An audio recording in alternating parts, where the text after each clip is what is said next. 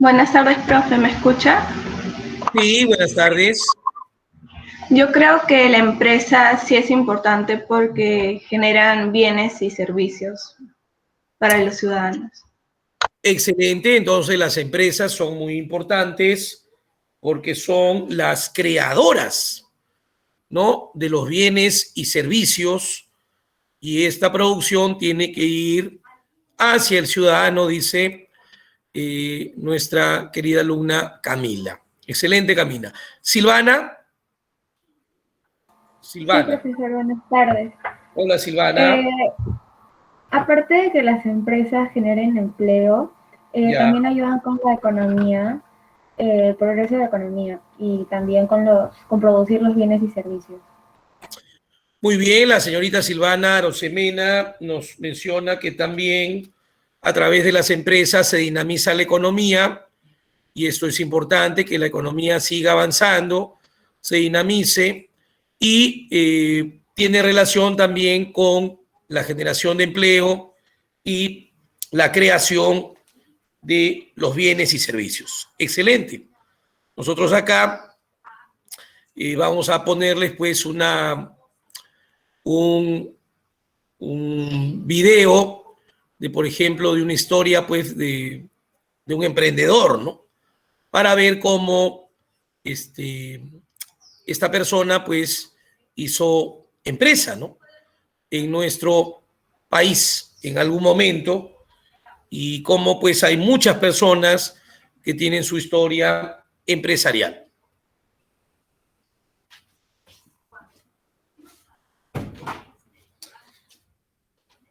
Ahora vamos nosotros a proyectar la pantalla, que es lo que quiero hacer, y un poquito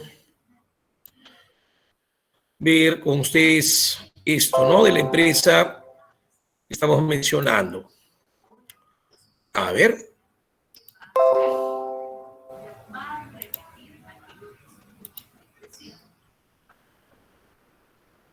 Sí se ven las marcas, ¿no? Sí, profesor, sí se ven. Sí, profe. Una de las 15 marcas más valiosas del Perú. Todo empezó hace más de 120 años cuando un italiano, a bordo de una carretilla de madera, recorría las calles limeñas ofreciendo un helado llamado El Imperial. Hoy presentamos la historia de Donofrio, la empresa que solo en venta de helados llegó a facturar más de 30 millones de dólares anuales.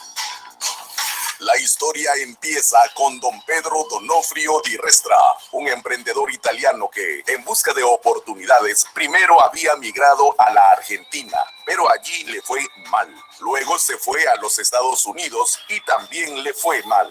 Recién, cuando tenía 41 años, a sugerencia de un amigo, decide ir a Perú para vender helados. En el Perú de aquel entonces, nadie vendía helados. El mercado estaba, por así decirlo, virgen. Es allí cuando este italiano, sin dinero, pero con todo el entusiasmo del mundo, decide viajar y hacer empresa. La historia muestra que cuando una persona quiere salir adelante, busca formas, encuentra caminos, y eso es lo que hizo don Pedro Donofrio, quien, al no contar con los equipos para hacer hielo para la preparación de sus helados, traía nieve de los Andes. Recién 10 años después de haber empezado y siguiendo el consejo de un amigo ingeniero norteamericano, compra una planta para la fabricación de hielo artificial. Esa es la historia de Donofrio. Ellos no empezaron con un superpréstamo bancario, no empezaron con un capital millonario. Ellos empezaron abajo con un carrito de madera y los eran hechos por ellos mismos, de manera artesanal. El mismo dueño salía empujando el carrito mientras hacía sonar la clásica corneta que hoy usan todos los heladeros. Luego el hijo mayor, Antonio, le dice al papá que deben pensar en otros productos para que la empresa se mantenga en el invierno. Se da cuenta que no pueden depender de los helados porque solo se venden en el verano. Entonces, en 1924, instalan la primera fábrica de chocolates. 2 años después, en 1926, aparece por primera vez envuelto en papel manteca el famoso chocolate Sublime. Años después traen desde Italia la fórmula para hacer el panetón Donofrio, mientras que con el paso del tiempo van desarrollando nuevos productos como el famoso sándwich e invaden Lima con sus tradicionales carritos, los cuales cada vez han ido mejorando hasta darles una sola identidad. En 1937, Pietro Donofrio muere a la edad de 78 años, dejando la posesión del negocio a su primogénito Antonio, quien desde un inicio se impuso la tarea de ampliarlo y modernizarlo. En el verano de 1997, la marca y la empresa Donofrio fue vendida a la multinacional Nestlé por un valor de $80 millones. Para aquel entonces la empresa facturaba más de $35 millones anuales solo en la venta de helados. Esa millonaria operación significó un antes y un después en la vida de la empresa, pues actualmente con Donofrio bajo paraguas, Nestlé maneja más del 70% del mercado de helados y golosinas.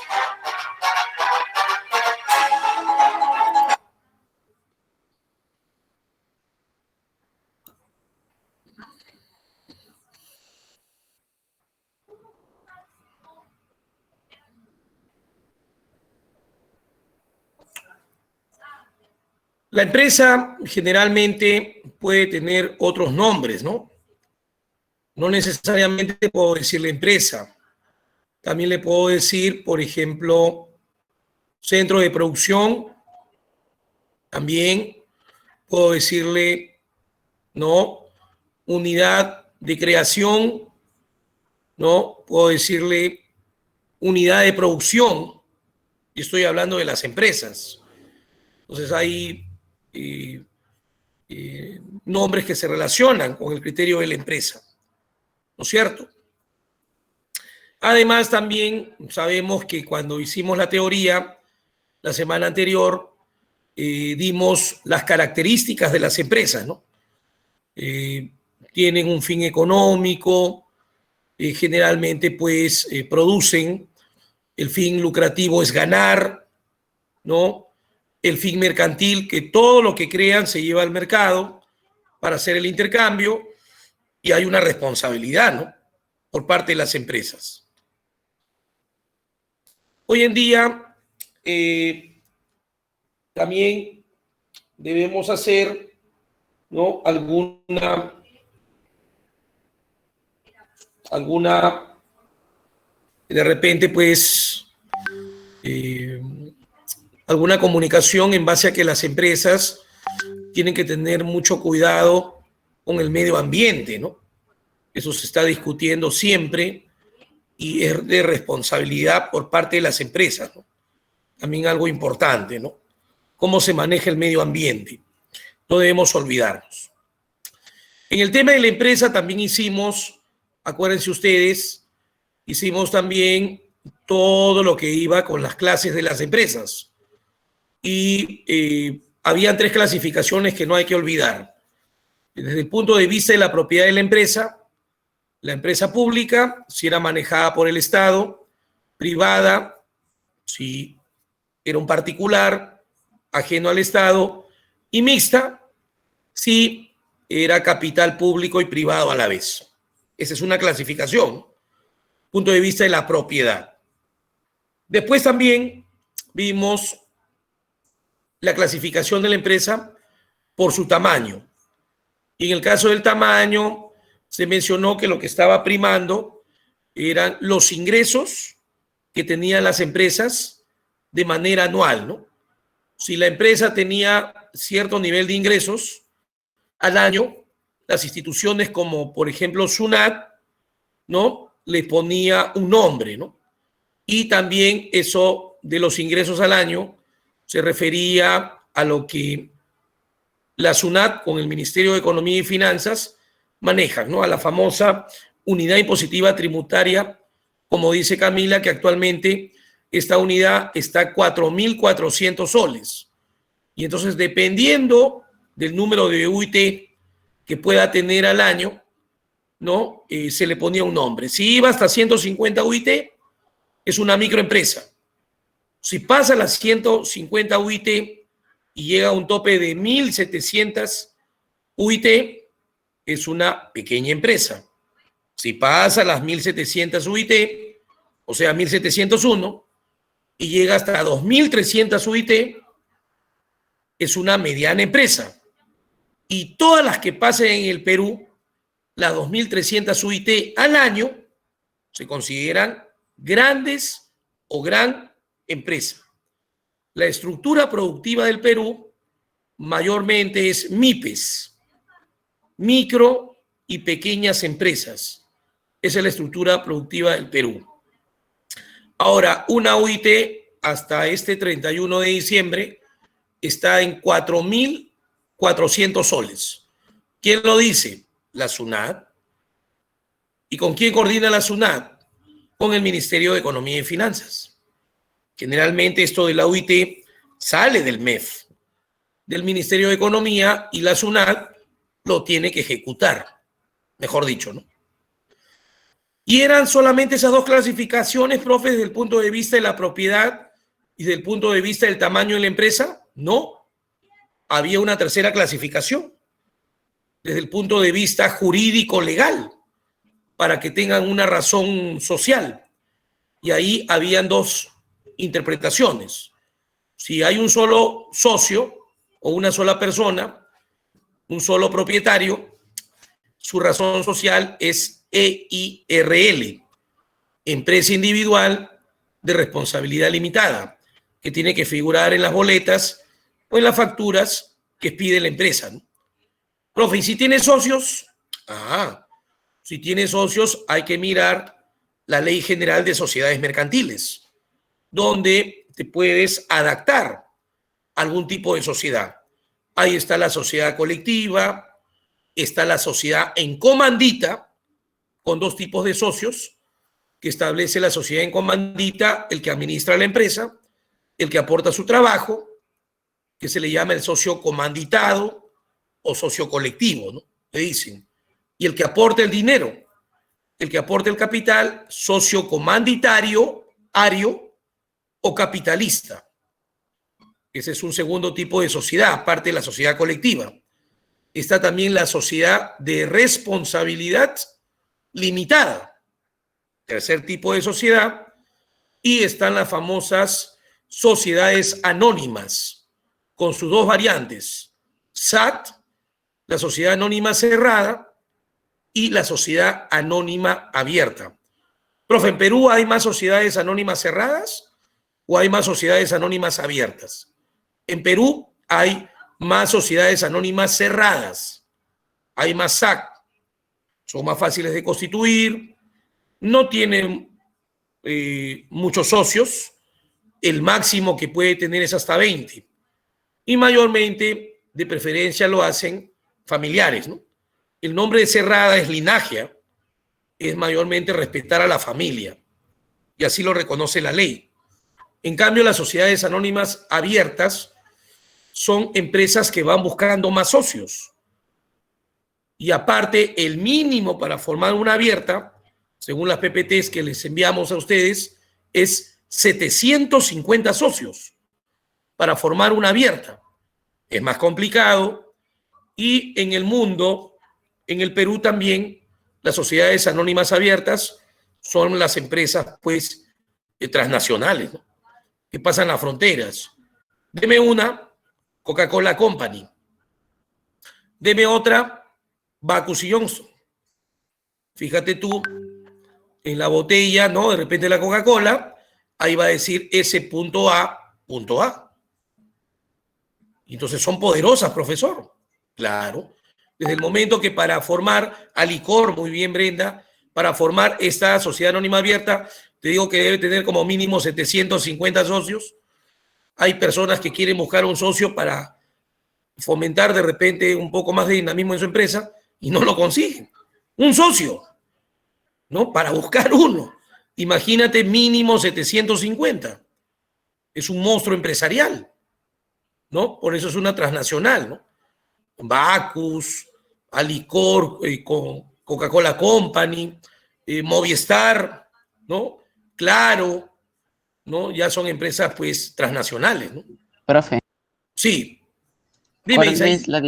¿cuál es la diferencia de empresa y cómo es? Fuerte, Isaías, no te escuché. Hola. Dime, Isaías.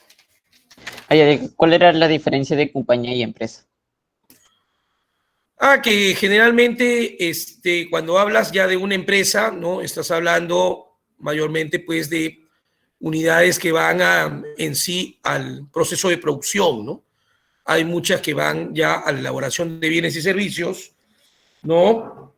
El nombre de compañía también lo puedes tomar más como la gestión del recurso humano, el recurso trabajador.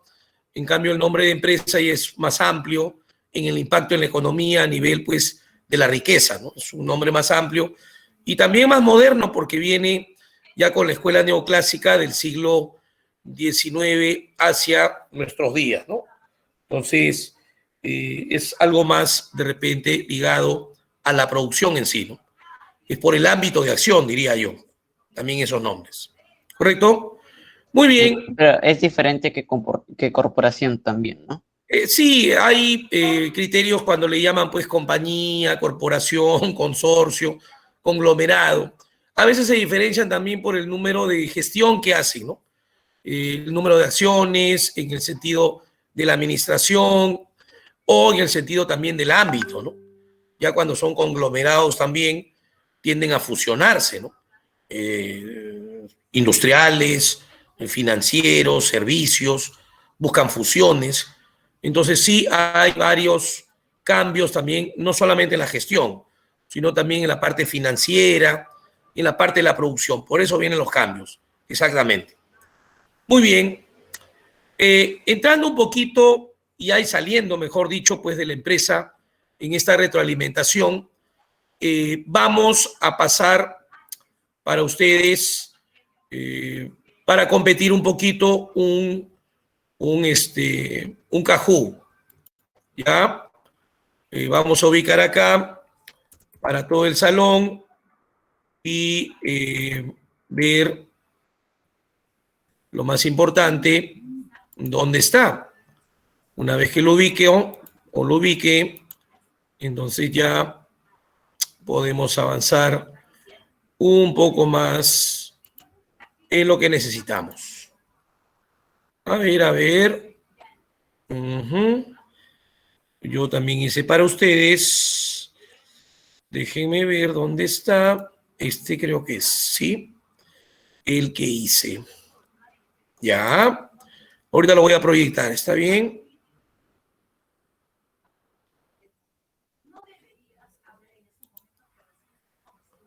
Excelente. Vamos a cargar acá. Un poquito de mora, a ver. Ya está.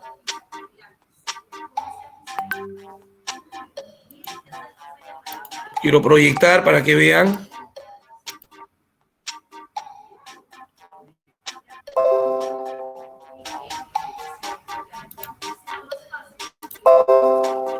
A ver, vamos entrando. 775, 49, 18.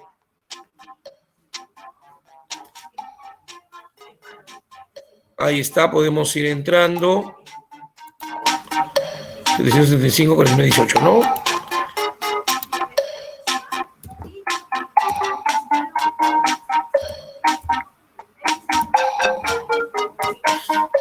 Ahí está el pin. ¿Qué les parece? Unos 30 segundos para que ingresen. A ver.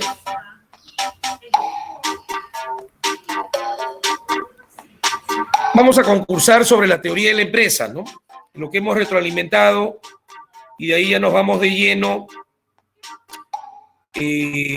al tema en sí, ¿no? De la semana 13, que tiene que ver con la empresa también.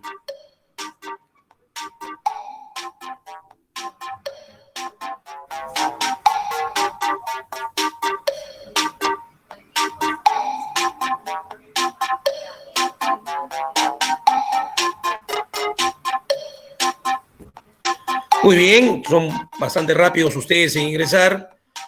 Los felicito. Soy un poquito lento yo. Vamos a ir avanzando.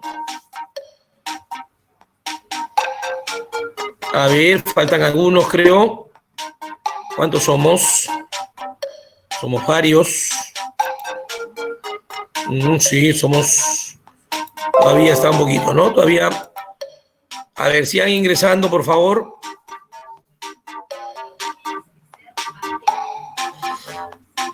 Ya somos 28. A ver, algunos más para competir.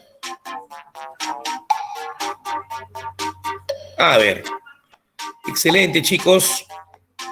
Ahora sí creo que empezamos ya. A ver, ahora sí. Ya está. Listo, 10 segundos, muchachos. Ya podemos empezar, ¿no? Por ahí ingresaron dos más. Está bien. Listo. Ya está.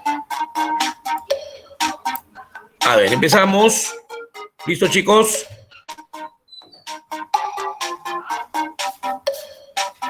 Ahí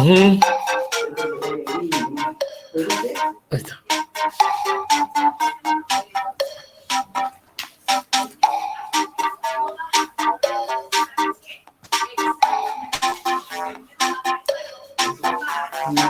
No lo he visto todavía.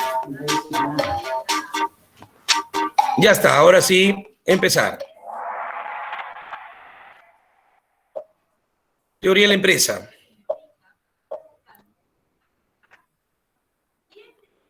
¿Cuál es el otro nombre de empresa? ¿Con cuál podría encajar? Los mencionados.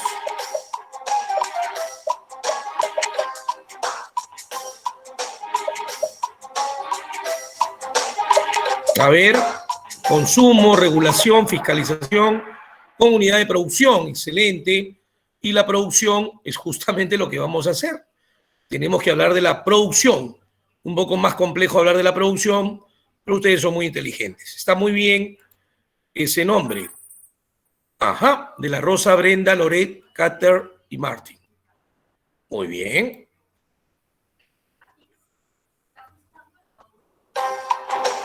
En las características de la empresa, el fin lucrativo, ¿con qué se relaciona? Hay fin económico, fin lucrativo, fin mercantil. ¿Cuál es el lucrativo? Lucrar.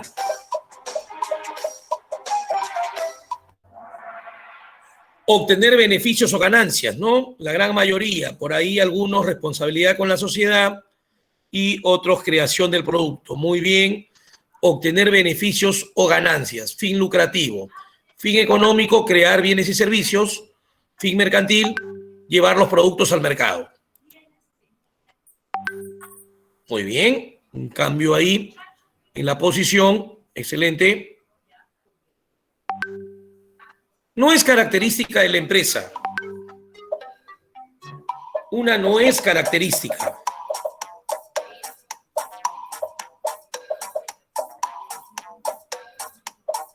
Tiene fin mercantil, no tiene responsabilidad, tiene fin económico, tiene fin lucrativo. Muy bien. No es característica de la empresa la que dice no tiene responsabilidad, porque sí tiene responsabilidad.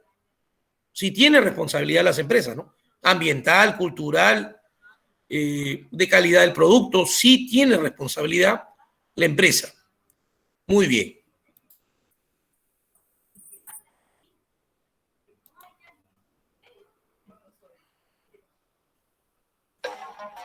Botica Los Ángeles, S.A.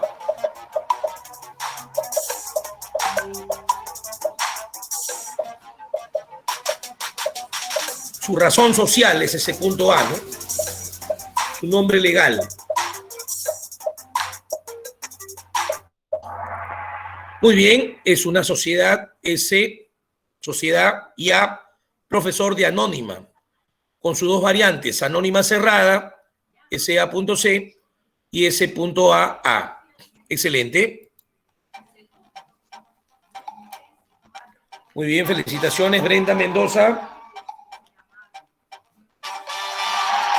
Arosemena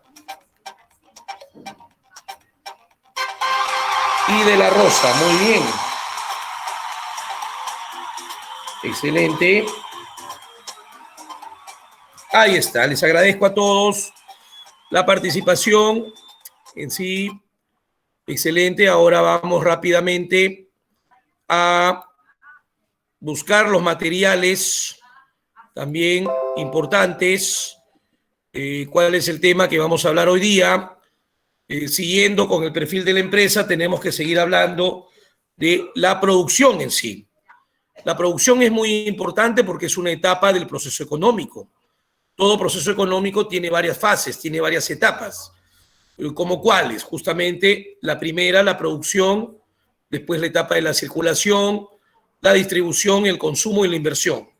Los economistas han profundizado la etapa de la producción, ya que a través de ella hay creación, hay elaboración de bienes y servicios, ¿cierto?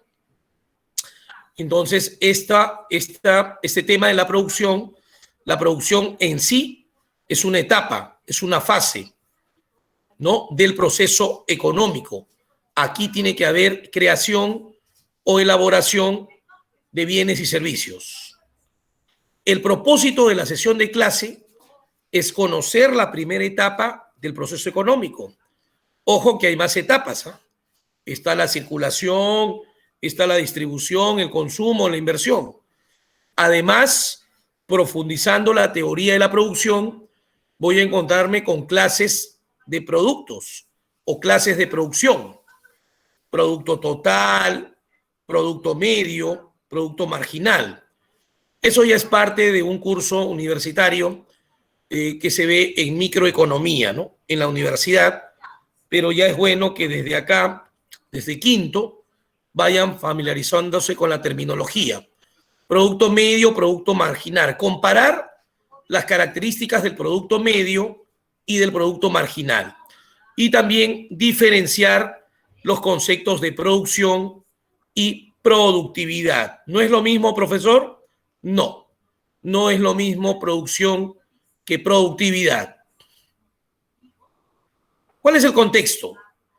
La producción es la actividad económica que se encarga de transformar los insumos para convertirlos en productos. Por lo tanto, la producción es cualquier actividad que aprovecha los recursos y las materias primas para poder elaborar o fabricar bienes y servicios que serán utilizados para satisfacer una necesidad. ¿Y qué sería productividad? Si la producción es la actividad, lo que voy a elaborar en sí, la productividad es mayormente la eficiencia, ¿no?, el rendimiento de los elementos que yo utilizo para crear algo, ¿no? Entonces, si yo voy a crear pantalones, el pantalón es el producto en sí, ¿no?, lo que voy a crear, pero esta producción, esto que voy a elaborar, esta acción, está ligada mucho al rendimiento de los elementos que necesito para crear algo. Deme un elemento para el pantalón, las personas que se dedican de repente a cortar la tela, a hilar, a poner botones, ¿no?, a darle la forma de acuerdo a un molde. La máquina también me va a apoyar, ¿no?, en darle la parte final, de repente el remallado y todo lo demás. Entonces, la productividad está ligada mucho al rendimiento de los elementos que van a participar en esta producción. Profe, ¿cómo está Perú en productividad? bueno, siempre la productividad para Perú ha sido el talón de Aquiles, ¿no? Siempre tenemos bajo rendimiento en las máquinas, porque para empezar no estamos muy dotados de máquinas, tenemos problemas con las personas, en el sentido de que hay que capacitarlo más, hay que darle una mejor educación para que sea un elemento más potente, ¿no? Más fuerte en lo que va a ser. Los recursos que nos ofrece el medio natural no están listos por lo general para atender nuestras necesidades. Es por ello que el hombre realiza la actividad productiva cotidianamente. La producción se define como una actividad o un proceso, vamos a ver, un proceso que transforma recursos en productos. Los recursos utilizados en la producción se llaman factores de producción. Utilizaremos indistintamente los términos recursos y factores. ¿Es lo mismo producción que productividad? No, porque la producción es en sí la actividad y la productividad está muy relacionada con los recursos que voy a utilizar para crear cierta cantidad de ese producto. Es el indicador de eficiencia, es el indicador de rendimiento que relaciona mis factores, mis recursos que voy a utilizar con los volúmenes a obtener, ¿no? En un tiempo determinado. Lo que buscan hoy en día las empresas es, ante una cierta cantidad de elementos que tengo o recursos, utilizarlos de la mejor manera, utilizarlos óptimamente, que esa cantidad de recursos me den la mayor cantidad de producción, los mayores volúmenes de producción. Eso es lo que buscan todas las empresas, ¿no? Aumentar mis niveles de creación con la misma cantidad de recursos. Eso es sinónimo de productividad, sinónimo de rendimiento. Para lograrlo debo tener recursos, decía yo hace un rato, ¿no? Los economistas de una escuela de pensamiento, la famosa escuela neoclásica, hablan de que tiene que haber una cierta combinación de esos elementos, no pueden estar por separados. ¿Y qué elementos puedo considerar? Como los neoclásicos son los que han desarrollado la teoría de la producción, que es, he dicho, un tema universitario, los neoclásicos también reciben los postulados de Adam Smith. Acuérdate que Adam Smith mencionó que hay 3 recursos, 3 factores que son clásicos. La naturaleza, sinónimo de tierra, la mano de obra, sinónimo de trabajo, y las máquinas, sinónimo de capital. Los neoclásicos dicen que esos 3 deben combinarse. Y matemáticamente dice, si tú quieres obtener una cierta cantidad de producción Q, ¿no? En términos matemáticos, Q es la cantidad a obtener, combina pues una cierta cantidad de tierra con una cierta cantidad de trabajadores y con una cierta cantidad de máquina. Profe, ¿y qué cantidad combino? Ah, ya, ese es todo un análisis. Yo no te puedo decir 1 de N, 5 de T, 3 de K. Eso se determina de acuerdo a la empresa que es. Si es una empresa de servicios, si es una empresa industrial, si es una empresa pues que está ligada simplemente al transporte o de repente a la creación de leche, no lo sé, ¿no? Eso ya depende de cada empresa. Lo que sí te puedo decir es que todas las empresas tienen que tener función de producción, todas, porque si no, no pueden crear nada, ¿no? La función de producción es el reflejo de que la empresa tiene que combinar una cierta cantidad de elementos y tiene que decidir cuánto le va a poner de cada elemento. Este análisis debajo de los dibujos, por decirlo así, este análisis es en el corto plazo. El corto plazo es un tiempo que no pasa un año, en donde existen factores productivos fijos y variables. Dice en el lado derecho, el corto plazo está muy relacionado donde hay 2 factores productivos fijos, la naturaleza y el capital. Y el único que cambia, dice, es el trabajo, la mano de obra que tiende a ser variable. En el paréntesis de la izquierda dice, en el largo plazo, todos los factores son variables. Ya no hay fijos. Bueno, nombres técnicos en algún momento los podemos discutir. Cuando usted hablaba de producciones, lo mencionó hace un momento, dijo que había clases de producción. ¿Se refería a esos nombres? Sí. Una primera clase de producción, ya en el criterio más específico de la teoría económica, es la producción total. La producción total está relacionada a cuánto del producto voy a obtener. Es la cantidad máxima de un bien que se puede obtener de diferentes combinaciones de un factor variable. Ojo, aquí me está mencionando solo un factor que se va a combinar para una determinada producción. Una máxima cantidad. Me dice que el factor que se ha elegido es la mano de obra, ¿no? Bueno, pero nosotros sabemos que no es el único factor, ¿no? También hay que combinarlo con la tierra y con las máquinas. Los neoclásicos apostaban al factor trabajo, porque creo que te lo comenté en algún momento. Ellos respetan mucho los postulados clásicos de Adam Smith. Y para Adam Smith, uno de los factores que se considera fuente de riqueza es el trabajo humano, la mano de obra. Por eso los neoclásicos, que sustentan la teoría de la producción, quitan a los otros dos, por decirlo así, y más prefieren hablar del factor trabajo.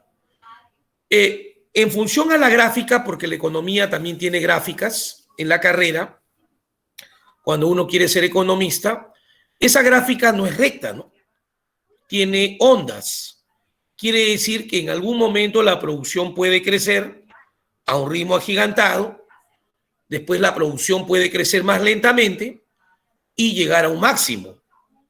Y la economía dice que la producción de las empresas, en algún momento, cuando están en el límite, en el máximo, puede caer, ¿no? Y eso también es de cuidado. No siempre las empresas van a estar con una producción alta. Alguna variable, de repente exógena, fuera del modelo económico, puede malograr la producción.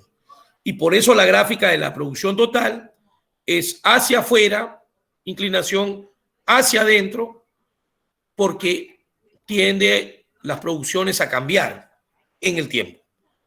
Entonces, por ahí aclarando eso de la producción total. Después, en las clases de producción también hay otra producción importante cuando uno ya es alumno universitario y cuando lleva en estudios básicos el curso de microeconomía. Es la producción media. La producción media, ¿para qué sirve dentro de la producción? Sirve para ir observando matemáticamente, gráficamente, el rendimiento del factor variable. ¿Y quién es el factor variable? El factor variable es el trabajador. Por ejemplo, por ponerte un ejemplo matemático simple, ¿no? Para que se entienda. Si yo he creado 100 pares de zapatos y tengo 20 trabajadores, ¿cuál sería la producción media de esos trabajadores? Yo tendría que dividir la creación que hicieron ellos, que son 100 pares de zapatos, entre los 20 trabajadores. Y voy a entender que cada trabajador de esa empresa por lo menos ha creado 5 pares de zapatos. Entonces, dentro de la producción es importante observar el rendimiento del trabajador, del factor variable. Profe, y tiene una fórmula por lo que veo, ¿no? Sí. La producción media se obtiene buscando el dato de la producción total de esa empresa sobre el factor variable, que en este caso, para la economía sería el número de trabajadores que tiene la empresa. El producto medio, voy a leer, se define como la cantidad promedio, producción unitaria, si quieres, por cada unidad de un determinado factor variable. Si este factor variable es el trabajo, que lo hemos elegido así, el producto medio es el promedio producido por cada trabajador. Para obtener el producto medio, matemáticamente dividimos el producto total por la cantidad utilizada del factor variable. ¿Está seguro, profesor? Pongamos una tabla para que se vea. Ahí está. ¿Cómo esta tabla se ha podido crear? Si yo busco el producto medio, que es la última columna, en números, por decir, naturales, aplicando un poquito la matemática, ¿cómo sale el producto medio de la división del producto total entre el factor T, que es el número de trabajadores, ¿no? El factor variable. Por ejemplo, si yo veo en la última columna los productos medios, el primero dice 0, el siguiente dice 8, ¿no? Yo miro el dato donde dice 8, en la tercera columna producto total 8 y en la segunda columna T, trabajador 1. 8 entre 1, 8. Después me dice que la producción total es 28 y el número de trabajadores es 2. 28 entre 2, 14. La última columna. Esa es una pequeña aplicación, ¿no? Algo, creo, directo para reconocer cómo va saliendo bajo esta fórmula el producto medio. Profe, por lo que veo también el producto medio se grafica, ¿no? Sí. En esa gráfica, o sea, en ese esquema hay dos gráficas. Hay el producto marginal, que está de medio lila, y está de medio amarillo mostaza, el producto medio. Fíjate que el producto medio, el rendimiento de un trabajador comienza a subir y tiene un máximo. Y el trabajador también se llega a cansar. Su rendimiento llega a caer, o ya no se actualiza, o no quiere estudiar, o le gana la tecnología. Eso pasa en todo el mundo. Por eso se habla de que al trabajador constantemente hay que capacitarlo, ¿no? ¿Lo has escuchado? ¿Y el producto marginal, profesor, cómo sale? El producto marginal dice, o sea, es otra clasificación del producto o de la producción, indica la variación del nivel de producción al incrementarse en una unidad el factor variable. Profe, parece la fórmula del producto medio. Parece, porque tiene dos triángulos antes de producción total y antes de T. ¿Y ese triángulo qué significa? Está abajo. Significa variación. ¿Y eso cómo se hace matemáticamente? A ver, lo ponemos acá para que, mirando la tabla, más o menos entiendas. Y yo dije que la producción media en el segundo nivel, en la última columna sale 8, yo fui directo y dije, de la tercera columna, 8 entre 1, que es la segunda columna de T, porque es producción total sobre T, el dato sale, la respuesta sale directa. 8 entre 1, 8. 28 entre 2, 14. 45 entre 3, 15. Pero para la marginal no la puedo sacar así. ¿Por qué? Porque para la marginal me dice que hay una variación. Entonces, ¿cómo saco la variación? Yo tendría que decir así. Cojo la columna de producto total, porque me sigue mencionando que es producción total, pero yo digo así, mi lógica, ya matemáticamente. Producción total, de 0 a 8, ¿cuánto ha variado? 8. Y en T, de 0 a 1, ¿cuánto ha variado? 1. 8 entre 1, 8. Y así saco la marginal, porque es variación. No puedo ir de frente a dividir. A ver, profesor, un segundo ejemplo. Producción total está en 8. De 8 a 28, ¿cuánto es la variación? 20. De 1 a 2, ¿cuánto es la variación? 1. 20 entre 1, 20.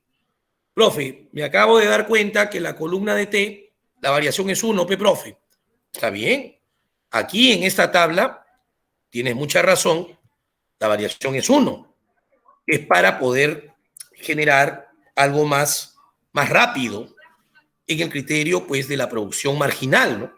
Pero no todas las tablas en la universidad tienen esa variación de 1, ¿no? Hay muchas tablas en producción que son complejas. Entonces, profesor, aquí yo veo 3 gráficas. Producción total, veo producción media, que es la roja, y la producción marginal, que ahorita usted me la está contando. ¿Qué hicieron los neoclásicos? Los neoclásicos juntaron las gráficas e interpretaron las producciones. Por ejemplo, por mencionarte, porque nos está ganando la hora, en la producción total, que es la primera gráfica, el punto C es el más alto. Para un examen de admisión, ¿cómo se llama? Punto de máximo técnico. ¿Por qué? Todo punto de máximo técnico se relaciona con la producción total. No te olvides, cuando la producción total está en lo más alto. Por favor. En la segunda gráfica ves que la producción marginal y la media se cruzan. Lo estás viendo en la gráfica marrón con la celeste abajo o con la azul. Cuando se cruzan, el cruce tiene que ser cuando la marginal está cayendo y la media está en lo más alto. ¿Ok? La marginal cae, bueno, eso se demuestra matemáticamente, y la media está en lo más alto. Ese punto, en tu examen de admisión, tiene otro nombre. Se le llama el óptimo técnico para un examen de admisión. Profesor, y cuando la marginal está en lo más alto, que es la marrón, yo veo que mi producción total tiene un punto que se llama A. Ese punto de la total, donde la curva está cóncava hacia afuera y se va cerrando en el punto A que se ha corrido, es el punto de inflexión, ¿no? De la total, el punto de quiebre. Así es. Y eso, más adelante, lo tenemos que descubrir, obviamente con un análisis más pormenorizado. Me gustaría que tú veas las 3 etapas de la producción. La recomendable en economía es producir en la etapa 2. La otra semana te lo voy a decir por qué. En la etapa 2 se debe producir, según los neoclásicos, toda empresa debe producir en la etapa 2, y que leas esta ley, la ley de los rendimientos decrecientes, que fue un estudio del alumno de Adam Smith, David Ricardo. ¿De qué escuela? Smith, tú sabes que es un clásico. David Ricardo también es un clásico. La ley de los rendimientos decrecientes tiene que ver con una parte técnica de la producción que la otra semana vamos a reflexionar. Te mando tu formulario para que tú puedas resolver este tema tranquilamente en la tarde y me des tus respuestas. Crúzalas con tus PPTs y cuídate mucho. Ya como dice Antoine, nos ha ganado la hora y muy buenas tardes para todos. Gracias.